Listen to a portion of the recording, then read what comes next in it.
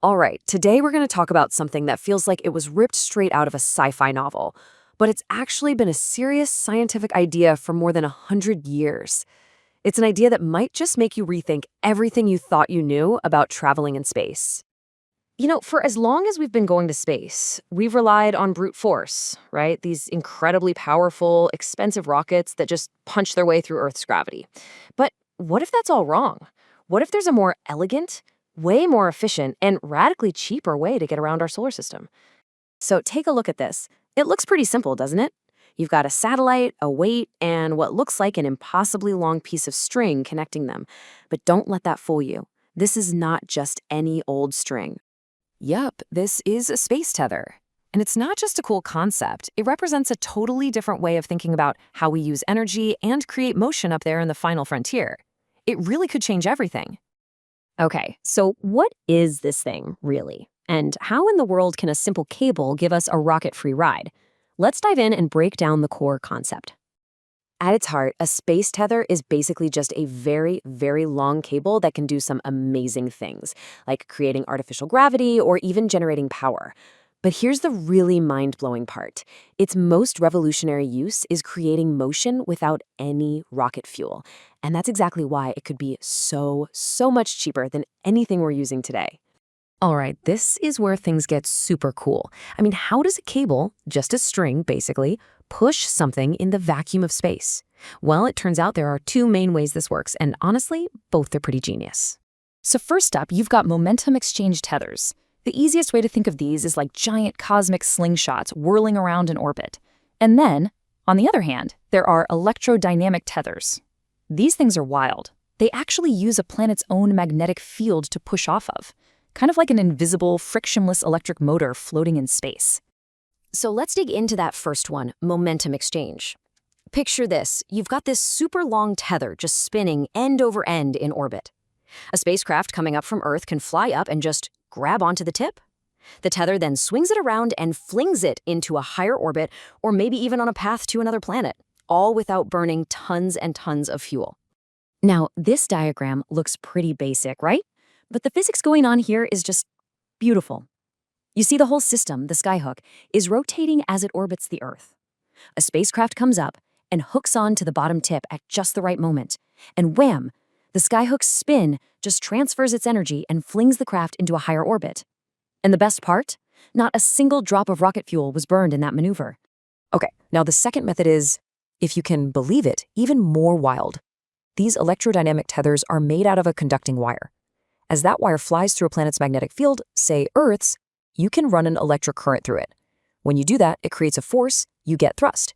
You're literally pushing against the planet's magnetic field. No propellant needed. It's just pure physics doing its thing. Okay, so we have these incredible physics principles. What could we actually build with them? This is where things go from engineering to full-on sci-fi dreams.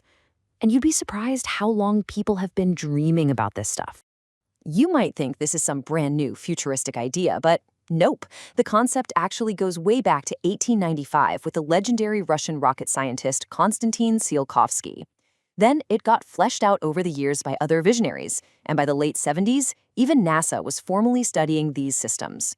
Yeah, Tsiolkovsky basically came up with the idea for what we now call a space elevator. His vision was a tower so incredibly tall that the top would actually be in orbit, and the Earth's spin would just hold the whole thing taut.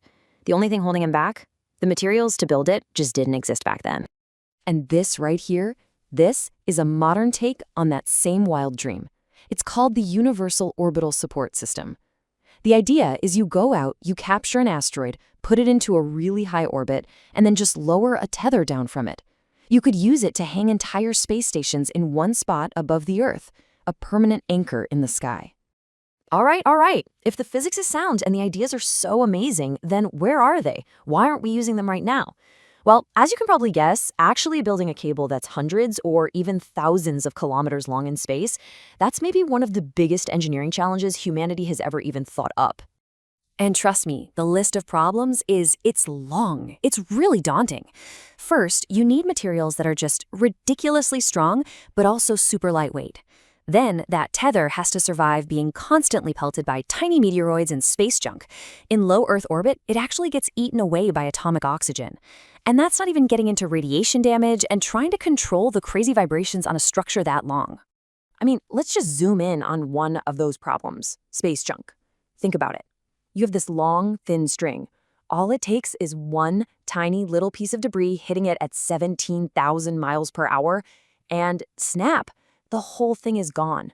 Game over. But here's the thing, engineers love a good problem, and they're already coming up with some really clever solutions, like this one, the Hoyt ether. It's not one single string, it's a net or a web, so if one part gets snipped, the rest of the web just takes the load. It's a design that can handle literally thousands of hits before it fails. But you know, when you boil it all down, so many of these hurdles really come back to one thing: materials. We just don't have the right stuff, yet. Take a look at this chart. Characteristic length sounds complicated, but it's basically just asking, how long can you make a string of this stuff before it breaks under its own weight? Our best stuff today, like Kevlar, maxes out around 255 kilometers. That's not even close to long enough for a space elevator. But then you look at single-wall carbon nanotubes. Their theoretical length? Over 2,000 kilometers. That's not just a little better, that's the holy grail. That's the stuff that could actually make these sci-fi dreams a reality. So, where are we now? Well, it's pretty clear. To really make space tethers a common thing, we need a massive breakthrough in material science. But even without that breakthrough yet, the idea itself represents a whole new way to think about getting around in space. For what, 70 years now? We've been trapped by the tyranny of the rocket equation. Everything, and I mean everything, depends on how much fuel you can lug around with you. But tethers, they just flip the script entirely. Suddenly your limit isn't fuel anymore. It's just the strength of your string. We're trading a chemistry problem for a material science problem. And that really leaves us with this one big, mind-bending question. You know, for our entire history up there, the answer has always been more fire, bigger explosions, bigger rockets. But maybe, just maybe, the future isn't about the bang. It's about the thread. So will our future in space be built with fire and fury, or will it simply be unspooled?